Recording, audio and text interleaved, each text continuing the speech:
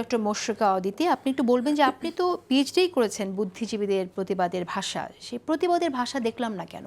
আমরা শুনলাম যে বুদ্ধিজীবীরা বিভিন্নভাবে বুঝতে পেরেছেন এবং গত 10 বছর ধরে যেটা দেখা যাচ্ছিল, তো বুদ্ধিজীবীরা তো নিশ্চয়ই সবার আগেই বুঝবেন, তো তাদের প্রতিবাদের ভাষাটা হারিয়ে গিয়েছিল কেন, বা এখনো আছে কিনা সেটাও জানতে চাই। হ্যাঁ, বুদ্ধিজীবীরা তো সব থেকে বড় হাতিয়ার।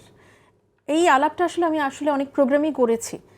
সেটা হচ্ছে যে যখন ডমিনেন্ট ক্লাস ক্ষমতায় থাকে, সে কিন্তু তার যে মতাদর্শ সেটাই সে চাপিয়ে দেওয়ার চেষ্টা করে, এবং ওই সময় সে কি করে, বুদ্ধিজীবীদের সে কিনে ফেলে। 16 বছরে যে কথাটা হয়েছে, 16 বছর আসলে বুদ্ধিজীবীরা কেনা হয়ে গেছে। আপনি বিশ্ববিদ্যালয়গুলো দেখেন, কয়টা প্রোগ্রামের শিক্ষকরা কথা বলে, কয়জনকে আপনি বলতে পারেন যে হ্যাঁ, একে আমি সব ইস্যুতে কথা বলতে দেখেছি। তাদেরকে আর বুদ্ধিজীবী তাহলে বলা যায়?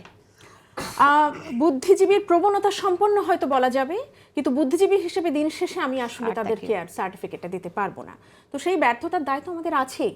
আর আমি সবসময় যেটা বলার চেষ্টা করেছি যে দীর্ঘ 16 বছরে কথা না বলতে বলতে একটা ইনার্শিয়া ডেভেলপ করে, একটা জাঢ্য তৈরি হয় ভেতরে যে আচ্ছা।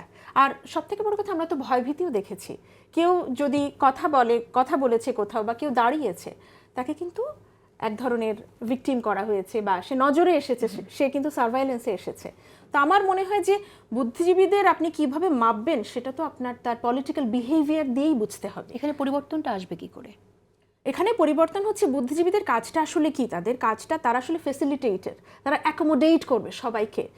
সব থেকে বড় কথা, বুদ্ধিজীবীর প্রকৃত গ্রামারের কাজ যদি আপনি আমাকে জিজ্ঞেস করেন, তার কাজ হচ্ছে এক্সক্যাভেটিং দ্য ট্রুথ, সত্যিকে সবসময় খোঁড়া। এখন এই কাজটা খুব রিস্কি। একজন বুদ্ধিজীবীকেও তো আয় করতে হয়, তারও টাকা পয়সা লাগে, তাকে বাজারে যেতে হয়, সংসার চালাতে হয়, তার সাথে সমাজ রাষ্ট্রের স্বার্থ কিন্তু জড়িত। মানে সেই সমাজ বা সেই রাষ্ট্র তো আমরা তৈরি করতে পারিনি যেখানে বুদ্ধিজীবীরা খুব মুক্ত স্বাধীনভাবে, হ্যাঁ, বুদ্ধিজীবী কেবল বুদ্ধির জন্যই কথা বলবে, সত্যকে সে ক্রমাগত খুঁড়বে, সে শিল্পকলা নিয়ে কথা বলবে, রেজিস্ট্যান্স নিয়ে কথা বলবে, ক্ষমতাকে প্রশ্ন করবে, অথরিটিকে কোয়েশ্চেন করবে। সেই রকম স্বাধীনতার নির্মাণ তো আমরা আমাদের এই অঞ্চলে দেখি নাই, আমাদের দেশেও দেখি নাই। তো সেই জায়গায় তারা তো পরাস্ত। তাহলে তারা ব্যবহৃত হয়েছে। তবে একটা ব্যাপার, এই সাহসের সাথে এগোনোর এই দায়টাও বুদ্ধিজীবী হওয়ার সাথে সাথে কাজ করে।